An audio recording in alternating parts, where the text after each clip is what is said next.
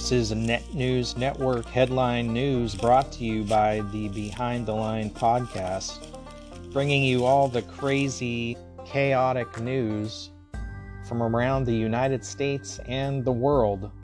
Tune in to what you won't hear the MSN talking about. Well, in case you were concerned that the Moderna or Pfizer vaccine caused serious health side effects after getting the vaccine, Moderna and Pfizer have both agreed to investigate themselves whether their shots cause long-term issues. They say they will track people who suffered adverse effects from the shots. They will attempt to determine the long-term negative effects they had. Heart inflammation, as most people know, has been the most reported severe side effect of the vaccine. That seems totally on the up and up, doesn't it? They'll investigate themselves. I'm sure they'll be completely forthright. These are the same companies that wanted 72 years to release the documents about the vaccines, right? These are the companies that are soon going to start charging just over $100 for the vaccination starting next year. Do you think it would behoove them to find anything negative about their vaccine if they want people to pay for it? This would be like a police department involved in a shooting investigating itself. This would be like a criminal being allowed to conduct his own investigation on himself to determine if charges should be filed or not. This is the stupidest thing I've ever heard. This wouldn't be acceptable in any other type of setting, and it shouldn't be here either.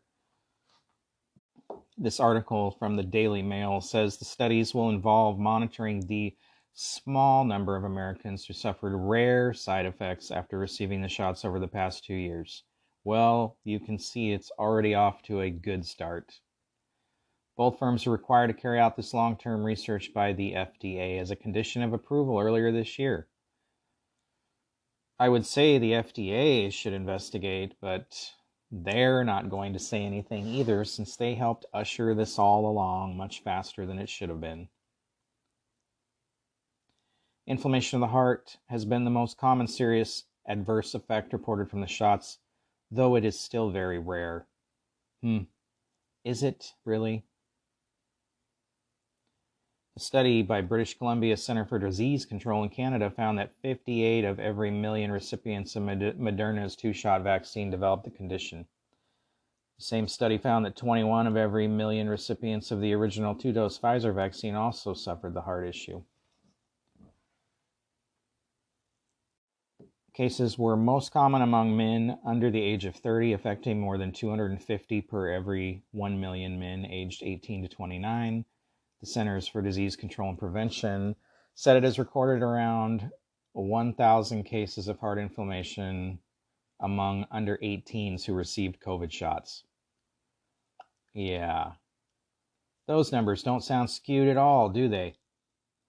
I mean, if I personally know people in my small circle who had serious adverse effects, including one guy who had 2 heart attacks 2 weeks after he got his first booster shot, no history of heart problems, no previous medical problems. They had to do CPR on him and saved him, but now he has to be on medication the rest of his life, also something he's never had to do. And he was a vaccine supporter, but if you talk to him now, he knows that that booster caused that the vaccine plus the booster caused those heart issues in him. And this is just my circle of people. I know 3 or 4 people personally who have lingering effects from this vaccine.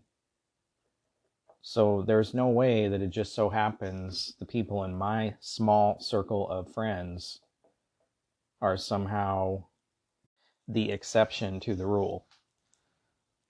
But I think we all know this. It'll be years before we know the truth about how bad these vaccines really were and what they actually did to those people who got them. The simple fact that natural immunity was completely overlooked and all these other methods of treating COVID were overlooked, methods that other countries, European countries, used successfully, but these were overlooked because it was about money and control. And since vaccines seem to be all the rage these days, researchers have developed a fentanyl vaccine. Yeah, that's right. Don't worry about stopping the tide of drugs flowing across the southern border. We'll just make a shot that'll counteract it. This so-called fentanyl vaccine could eliminate the drug's high by blocking its ability to enter the brain, which could be a major step forward in the ongoing opioid crisis. The study, conducted by a research team led by the University of Houston and funded by the Department of Defense through the Alcohol and Substance Abuse Disorder Research Program, was published in the journal Pharmaceutics at the end of October. Fentanyl, a synthetic opioid up to 50 times stronger than heroin and 100 times stronger than morphine, is prescribed by doctors to treat severe pain after surgery or for advanced stage cancer patients. However, illicitly manufactured fentanyl can also be abused for a short-term high or temporary feelings of euphoria or instant death, and is deadly when added to street drugs such as cocaine, methamphetamine, or other opioids. Over 150 people die every day from overdoses related to synthetic opioids like fentanyl. A research associate professor of psychology and lead author of the study said in a news release that the vaccine is able to generate anti-fentanyl antibodies that bind to the consumed fentanyl and prevent it from entering the brain, allowing it to be eliminated out of the body via the kidneys. Thus, the individual will not feel the euphoric effects and can get back on the wagon to sobriety. The vaccine did not cause any adverse side effects in rats involved in lab studies, and clinical trials in humans are planned soon, with manufacturing of clinical-grade vaccine to begin in the coming months. Yes, another vaccine. Vaccines that could combat drug addiction and particularly opioid overdose have been in the works for some time. Human trials of an experimental opioid vaccine led by scientists at Columbia University and the University of Minnesota Medical School began late last year after the vaccine was shown to be safe and effective in mice. Yep, just keep letting that shit come across the border and we'll just give you a shot to deal with it. Insane. Who's going to pay for this? Why, you working taxpayers, of course. You're going to pay for this. Well, just in case you thought that heart problems, the sudden increase around the world, was caused by vaccines, wrong. Scientists claim that tiny particles in the air are triggering the spike in sudden heart attacks. Excess deaths have skyrocketed around the world in the past 2 years, with many young and healthy people, including professional athletes, suffering cardiac arrest. This can all be explained by tiny particles in the air causing heart attacks, according to the latest scientific research published in the Lancet Public Health on November 1st, under the title Air Quality and the Risk of Out-of-Hospital Cardiac Arrest in Singapore, a time series analysis.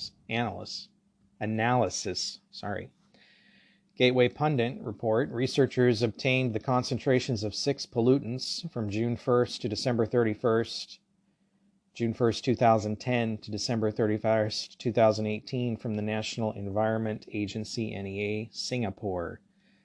Singapore is pretty polluted area.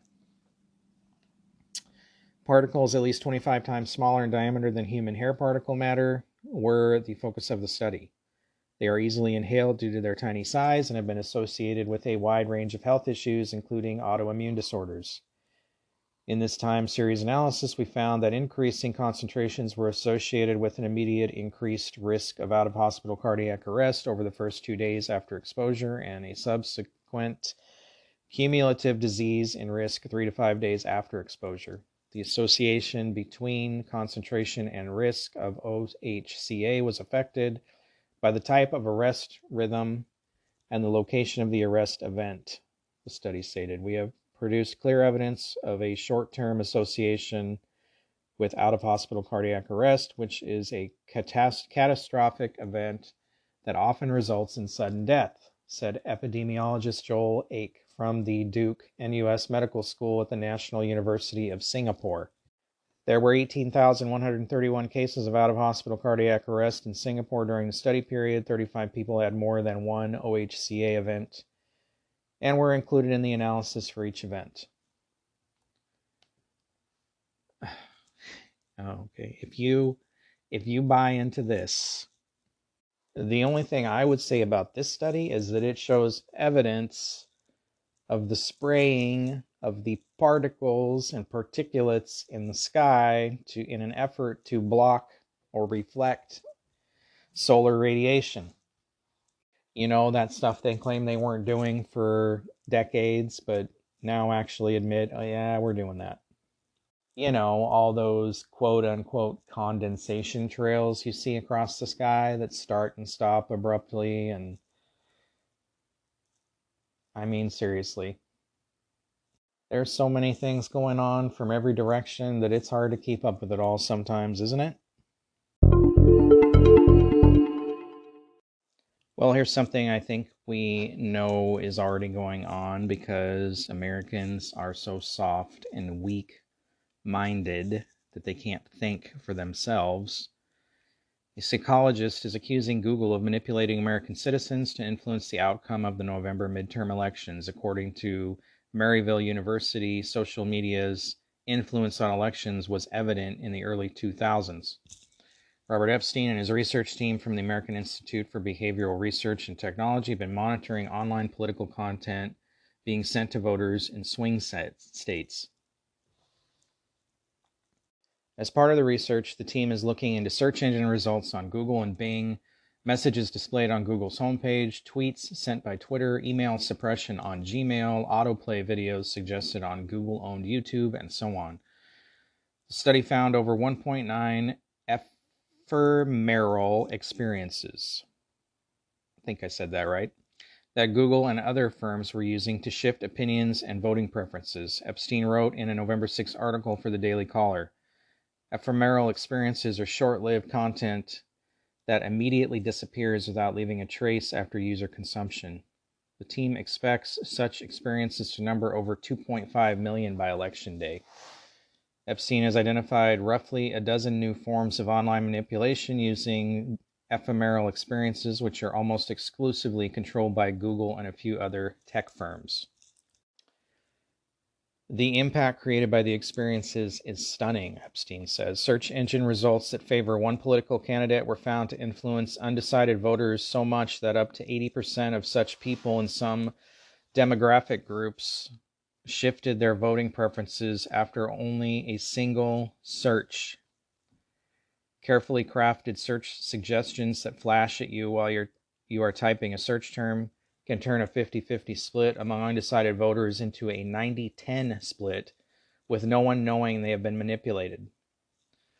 A single question and answer interaction on a digital personal assistant can shift the voting preferences of undecided voters by more than 40%. Ahead of the 2022 election, a high level of liberal bias is being seen in Google search results in swing states like Arizona, Florida, and Wisconsin, Epstein wrote. Search results from Bing did not indicate such bias.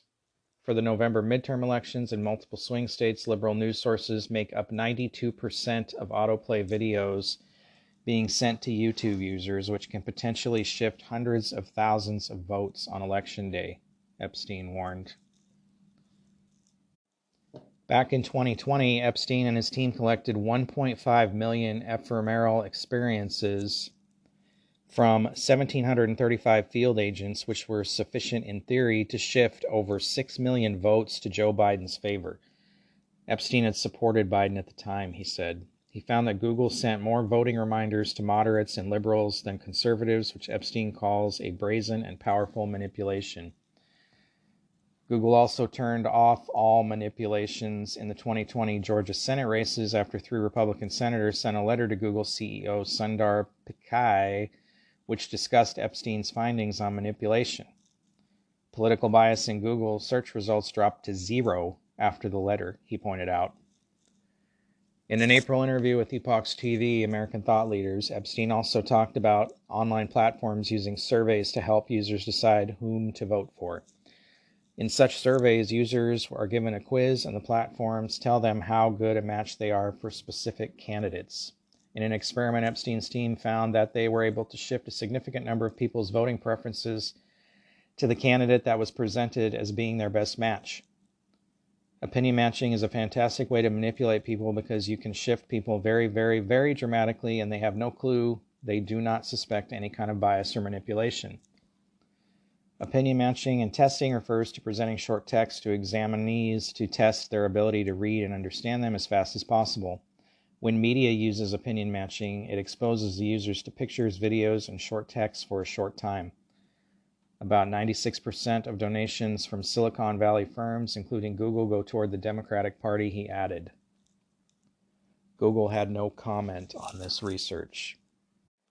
I mean, if you can't do your own investigation on political people and the parties and what they stand for, you're going to allow some unknown person emailing you or some post on social media to influence your decision. It's one thing to listen to that and then go look that stuff up for yourself and decide, figure it out, investigate the person. But people are just too damn lazy, and this just proves it. And these social media companies are totally swayed for the Democratic Party, so it's no wonder so many votes get pushed to their party. It should be completely illegal for them to do this. But you're not going to see the Democrats make any changes with that as long as it's benefiting them, which it is, obviously. So I just want to touch on this whole FTX debacle real quick. I don't usually talk too much about crypto because I've always believed that crypto is worthless, that it's made up of nothing, it has nothing tangible, there's no actual asset. It's only worth anything because people believe that it's worth anything. And I suppose you could argue that about the US dollar too, because it's not backed by anything either, but at least you have a physical dollar if you have cash in your hand. Bitcoin and all this other crap, you have nothing in your hand. It's just out there. It's just on a computer somewhere, and it could disappear at any moment, like people who have invested in FTX just found out.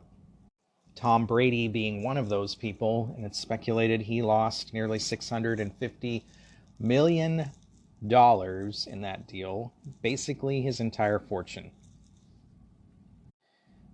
Well, in case you didn't know, FTX was a Bahama-based cryptocurrency exchange. The exchange was founded in 2019 and at its peak in 2021 had over 1 million users and was the third largest crypto exchange by volume. FTX is incorporated in Antigua and Barbuda and headquartered in the Bahamas. FTX is closely associated with FTX.US, a separate exchange available to U.S. residents. Now, according to this article, the trouble started around November 11th. Well, around November 9th. FTX has been in a bankruptcy proceeding in the U.S. court system following a liquidity crisis. While details of the crisis are still being revealed, the public concerns began when a 9th of November 2022 CoinDesk article stated that FTX's partner from Alameda Research had a significant portion of its assets in FTX's native token FTT. Following this revelation, rival exchange Binance's CEO Changpeng Zhao announced that Binance would sell its holdings of the token, which was quickly followed by a bank run, collapsing the value of the token. This left FTX in a liquidity crisis in which depositors could not withdraw their funds, and Binance signed a letter of intent to acquire the firm with due diligence to follow, but Binance withdrew its offer the next day. FTX filed for Chapter 11 bankruptcy protection on November 11th, 2022. The whole thing sounds extremely shady right from the get-go. Sam Bankman-Fried and Zhao Gary Wang founded FTX in May of 2019. FTX began within Alameda Research, trading firm founded by Bankman-Fried and others in 2017 in Berkeley, California. FTX is an abbreviation of Futures Exchange. Zhao of Binance purchased a 20% stake in FTX for approximately $100 million 6 months after Bankman-Fried and Wang started the firm. Why? In August 2020, FTX acquired Blockfolio, a cryptocurrency portfolio tracking app, for $150 million. In July of 2021, FTX raised $900 million at an $18 billion valuation from over 60 investors, including SoftBank, Sequoia Capital, and other firms. Bankman-Fried bought out Zhao's stake for approximately $2 billion. In September of 2021, FTX moved its headquarters from Hong Kong to the Bahamas. January 14, 2022, FTX announced a $2 billion venture fund named FTX Ventures. In November 2022, FTX Ventures website went offline. In January of 2022, FTX also raised another $400 million in Series C funding at a $32 billion valuation. Who's doing these valuations? Where did this guy get all this money to start this company, and how did it grow so fast in such a short period of time? It's all fishy. In August of 2022, the Federal Deposit Insurance Corporation, FDIC, published a cease and desist letter accusing FTX of making false and misleading representations about FDIC insurance following FTX President Brett Harrison's tweet implying otherwise. Following the letter, Harrison deleted the tweet, and Bankman-Fried clarified in a tweet that FTX does not have FDIC insurance. In October of 2022, it was reported that FTX was under investigation in Texas for allegedly selling unregistered securities. This guy was the second largest donor to the Democratic Party for the midterms, behind George Soros. Bankman-Fried gave $39.7 million to Democratic causes during the 2022 federal election cycle, including six-figure checks to the Democratic National Committee and the Senate Democrats' main super PAC, as well as $6 million to the super PAC leading Democrats' efforts to hold the House. The only Democratic donor to give more last cycle was, like I said, George Soros, who gave $129 million. But of course, all that money he gave to those guys is stolen, because you've got all these reports that millions, possibly even $1 billion, has disappeared from this guy's exchange because somehow they got hacked or something. He doesn't know what happened. But the simple fact that he was apprehended in the Bahamas getting ready to leave for, I believe, Qatar, which is a non-extradition country to the U.S., tells you all you need to know. And I would venture to say that the Democrats were complicit with this guy. How do you rise to this level and become this superstar so fast and be this big Democrat donor? Because you've got help from the right government officials, because you've greased the right wheels and lined the right pockets. That's how. Of course, none of that will ever come out. No politician will ever be connected to it, but you know it as well as I do that they're complicit in this. And the only good thing about all this coming out is that this loser won't be around for the next election cycle to drop a bunch of money on Democrats.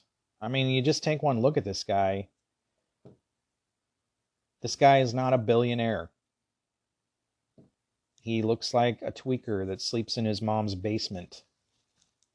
Of course, this whole thing with FTX seems to be affecting these other cryptocurrencies. Bitcoin is way down. Ethereum is way down. In fact, Ethereum dropped below a key support level last week due to this. Bitcoin had a high of 60,000 just not too long ago, and it's dumped all the way down to less than 17,000. My question is, these things are supposed to be blockchain. Maybe FTX wasn't, but blockchain supposedly unhackable, yet FTX claiming they were hacked and $600 million was withdrawn from the collapsing platform. Okay. Of course, old Backman-Fried admitted that he left a backdoor in the app for the exchange for whatever reason, right? Coinbase also taking the hits from the FTX debacle. Shares dropped 6% today. About a year ago, Coinbase had a valuation of $85 billion, but shares of the crypto firm have crashed more than 80% this year. The government wants these digital assets, I use that term loosely, to crash. The government is getting ready to roll out its own digital coin next year, and they're going to have to because of the state of the economy. And whether that involves wiping out debt and starting over or whatever, but they're going to have to do something. They've got to have their digital currency, and it can be the only digital currency. They're not going to want these other digital currencies. Although why anybody would want to use digital currency after watching all this happen is beyond me. But it's coming. The Fed will roll out their digital currency next year, and they will expect us to use it. And I seriously doubt they're going to want any of these other digital assets around to be any kind of competition to them. Yeah, the government needs this so they can say that there was lack of government oversight, and that's why this happened, and this guy took advantage of the situation, and these other digital cryptos are taking advantage of the lack of government oversight, and we need government oversight, and only cryptos with government oversight will be allowed to protect you, to protect the people, for the good of the people. There's nothing tangible in the crypto market. There's no physical assets to back up what it is. So it's just faith and unicorns. You might as well go to Las Vegas and put it all on black, because that is essentially what you're doing with crypto. This could happen at any time to any one of these. I don't know. If you've got money in crypto tied up, I'd get it out now while you can. Put it in something tangible. Don't put it in anything right now. Nothing is good. The markets are all just taking a dump, and it's not going to get any better anytime soon. If I were you, I'd be investing in food and your ability to be self-sufficient, because a time is coming very soon where you're going to need to be self-sufficient, where the government's teat is not going to be there for you, at least for a while. If you can't see it coming, I don't know what to tell you. Department of Homeland Security Secretary Alejandro Mayorkas continues to claim that the southern border is secure despite over 2.3 million border encounters for the 2022 fiscal year. On Wednesday, former Georgia Republican Congressman Doug Collins said Mayorkas owes the nation an apology. This is a dereliction of duty, Collins said. Collins addressed the mental and physical toll that the ongoing crisis has taken on the Border Patrol. The mental strain of seeing these kids dying, the truckloads, when you're seeing this is just heartbreaking, he said, calling Mayorkas a failure at his job. He's gaslighting the American people, said Fox Business' Cheryl Cazone, adding that the crisis keeps getting worse under the Biden administration. In Biden's America, you pay exorbitant taxes anyway to be less safe, less secure for a system that fails you with the dollar that is worth far less. A federal judge issued an order on Tuesday barring federal authorities from using Title 42, a Trump-era rule that allowed U.S. to quickly expel migrants who crossed the border. Title 42 was originally enacted at the outset of the coronavirus pandemic in March 2020, allowing for authorities to quickly expel migrants on public health grounds. The ruling comes as the Biden administration tries to tamp down on border crossings, announcing a new initiative last month to use Title 42 to expel Venezuelan nationals back to Mexico.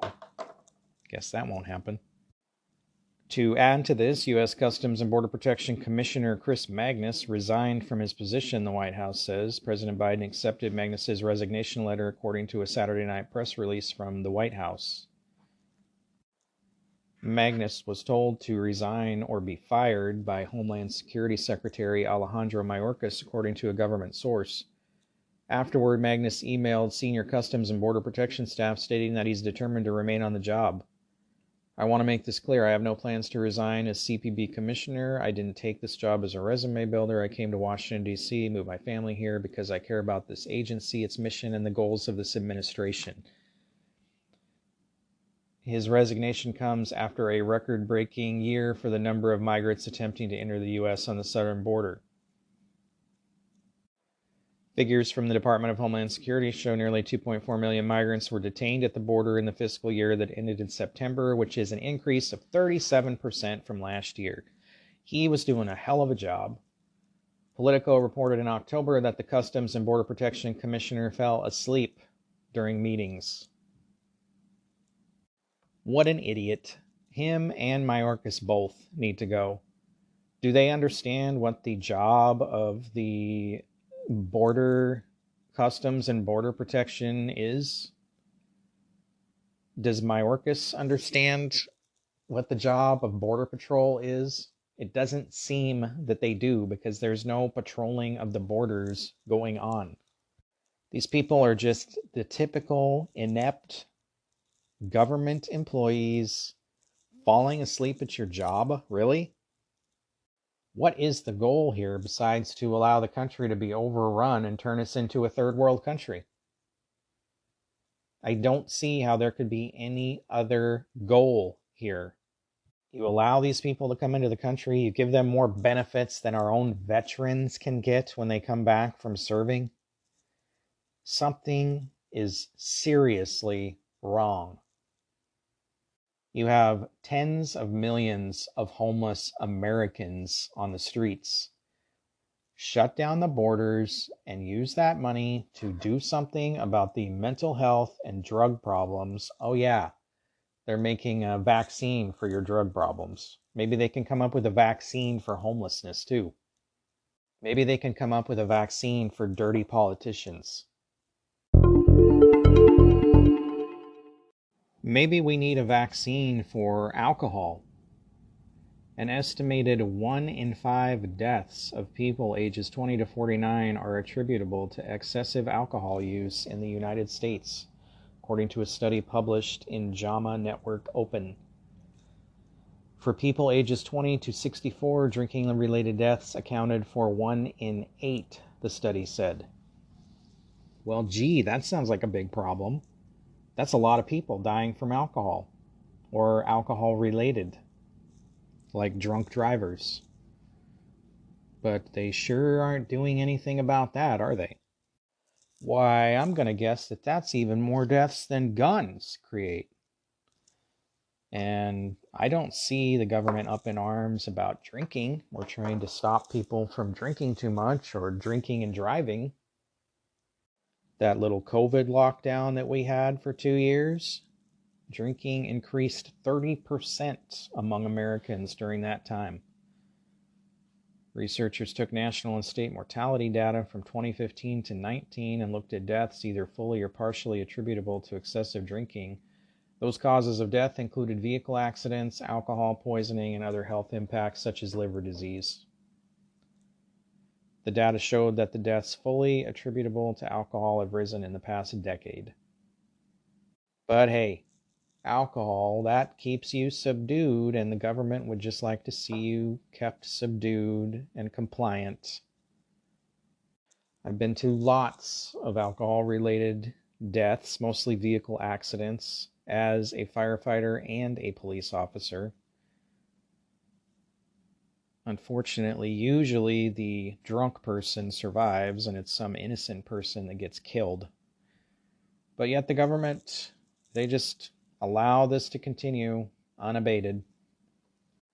And trust me, I'm not saying that alcohol should be taken away. I have a drink now and again myself, but I'm calling out the hypocrisy of these crises that they go after, like guns and COVID and flu and everything else. They want you to, or force you to get vaccinated or do this or do that, or there's some regulation, some restriction, take it away from you.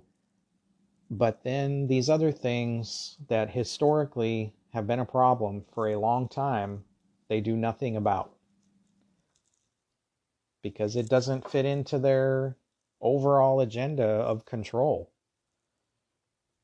And quite frankly, letting you drink is a good way to have control, just like letting you use drugs. Keep you fat and happy, compliant.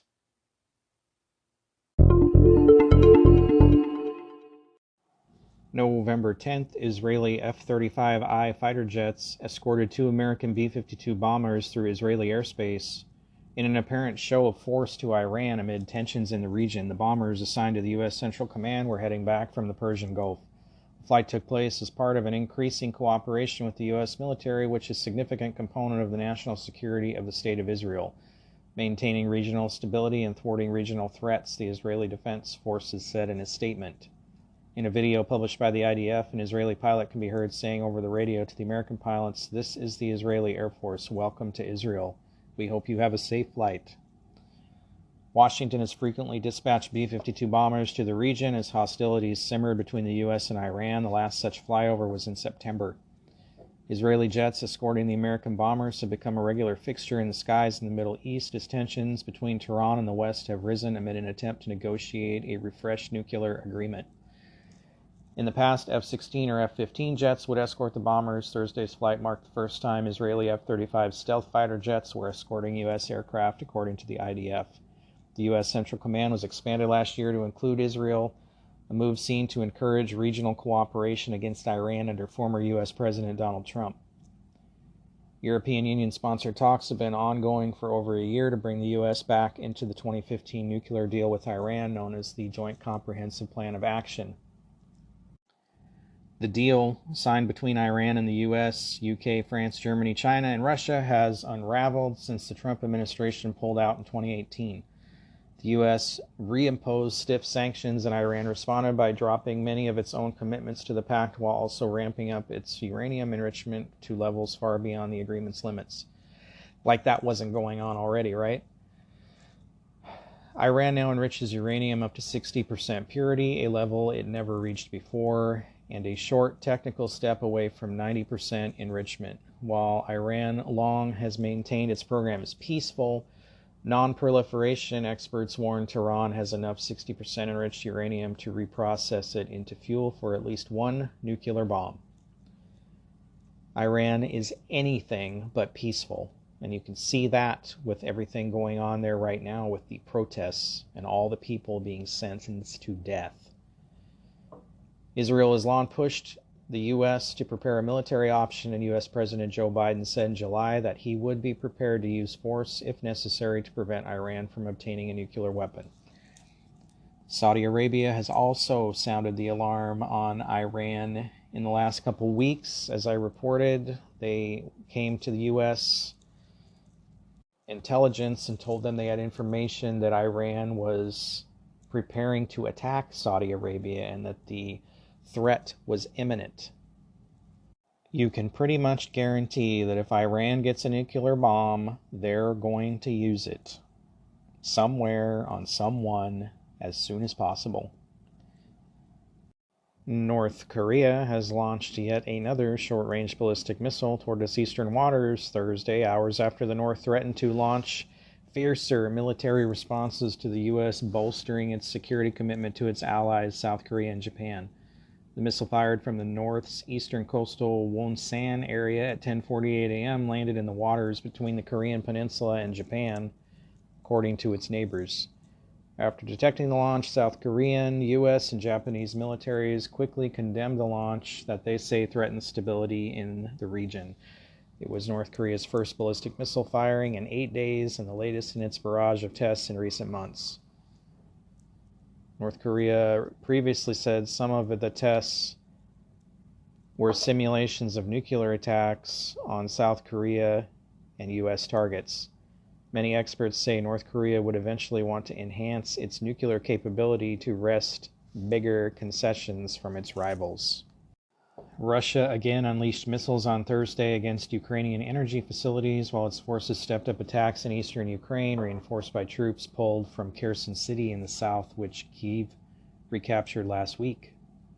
NATO and Poland concluded that a missile that crashed in Poland on Tuesday, killing 2 people, was probably a stray fired by the Ukraine's air defenses and not Russian.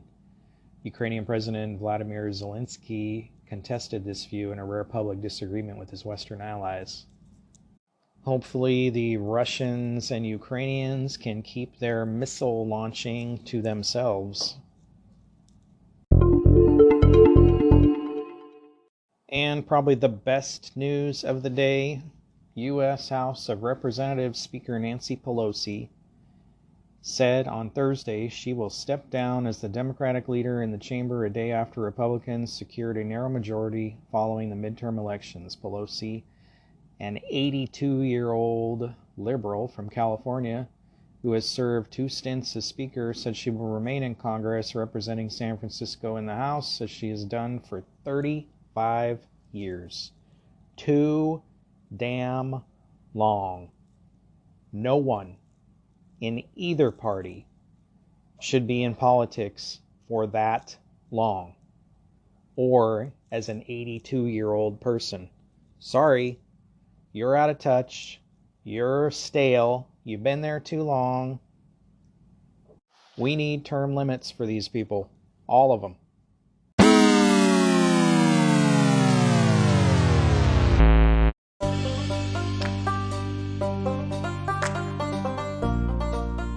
Thank you for listening to Net News Network Headline News, brought to you by the Behind the Line podcast. For more, you can listen to us at the BehindTheLinePodcast.com or right here on Net News Network. We can also be found on Facebook, YouTube, Truth Social, Parler, Gab, Twitter, Telegram, Reddit, Spotify, iHeartRadio, Google Podcasts, Anchor FM, and anywhere else your favorite podcasts are found. Thank you for listening. Please like and subscribe and share.